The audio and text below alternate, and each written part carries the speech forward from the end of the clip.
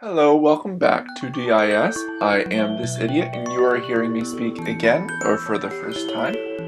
Whichever it is, welcome, welcome, welcome. And today we are going to do some lore crafting around the most recent homebrew thing, or item, or whatever I've reviewed. Wow, that's a lot of words. But anywho, yeah, the homebrew. This is the homebrew subclass of the Barbarian Path of Crystalline Madness. If you wanted to check that out, that was my previous episode about a strange magical material from the traditional setting of the Forgotten Realms called Chatelaine, which are like these gems and crystals that cause madness and possession and all that fun stuff. And these barbarians take that material and bond with it, taking on that aspect of possession and madness to strengthen their own attacks and abilities, which is interesting. So, with all that, yeah, we did the review and everything. We're going to do some lore crafting kind of around, depending on who would be most likely to take part in this, what would happen if there are larger amounts of people with this, or lesser amounts of people with this, higher magic or lower magic settings, or stories that would be told about a person with this, like legends or whatever. So that would be a lot of fun. But yeah, let's get into it. So first things first, who would be privy to this, or who would want to take on these this madness to strengthen themselves? I feel like, well, humans of course, but besides that, maybe those who are naturally a little crazier or a little more insane, so maybe some different Duergar or Darrow, or maybe some of the Sverfneblin, those Underdark races, or kind of naturally a little kind of out of their minds. Let's see here. Besides that, none of I can think of. Maybe lizard folk, since they're more simple, which that's neither here nor there, is really terrible generalization. But yeah, it is important to have the Chatelaine there, or something like the Chatelaine in your setting for this. But for if there's a larger group, then I feel like there would definitely be these tales of this group of people. Maybe they're tribes of people who use these crystals to strengthen themselves. They're really basically storms of ferocity. Basically, they can hit harder and last longer, and sometimes they laugh while they kill, or other times they're super fast, or they don't seem to be tired, or seem to know where things are, which is weird.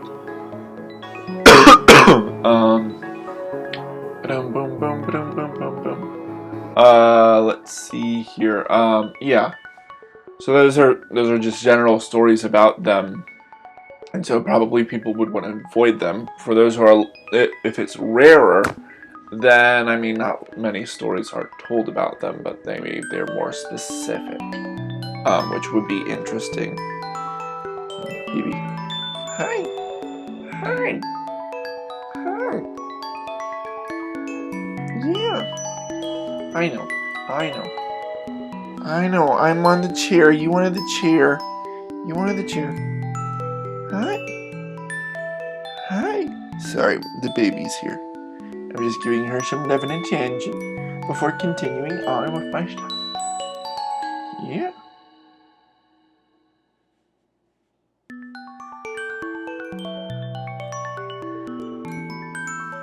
Hi. Alright. But yeah. And then stories kind of around, different, different, NPCs or PCs who... Are you sniffing my toes? Okay. Who, you know, have been traveling and are increasing in power like Vegas. I mean, there's probably stories of people who take these strange crystals and they're changed. They start talking to nobody, or they start laughing for no reason,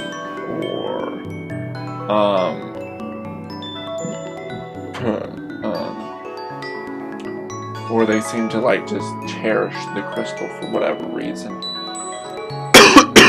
Start wanting more of the crystal for whatever reason as well, which is cool. Maybe those are some lore around it for the higher levels, for the like level 6 or whatever. These are people who they use these crystals as weapons. People thought, oh, you light these, you want to keep them cherished so they're not damaged, right? And then they create like a club out of it and start whacking people with it, which is, you know, not what you would think. But, you know, maybe. Let's see here. We're at 10th level with the uncaring body. They don't care. They seem, their connection to the crystal seems to have gotten very intimate, that they don't really, their bodies don't even register extreme temperatures, heat or cold or frigid water or what have you, extreme environments, and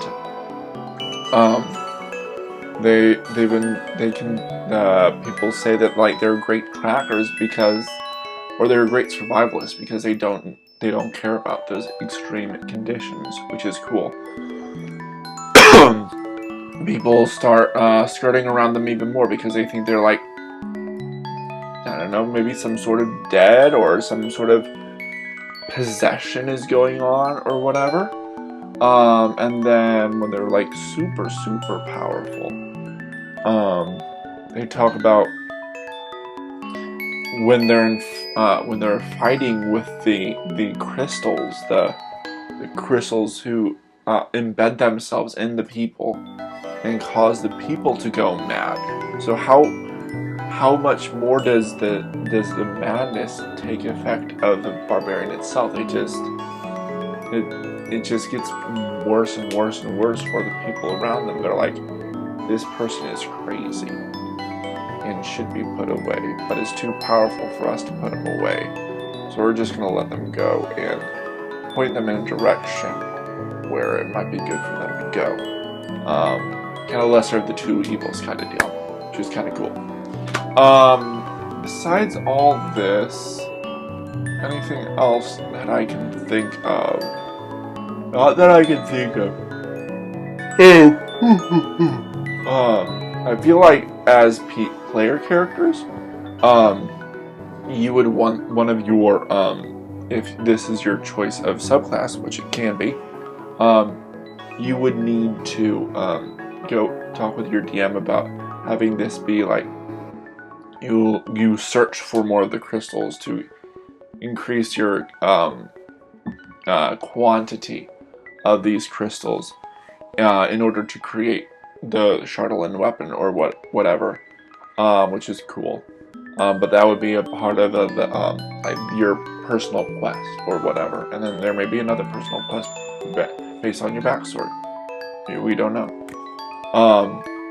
But that's cool. Anything else that I can think of? Of course, next week we are going to the Bard. I think it's the Bard College of... It died on me a little while ago.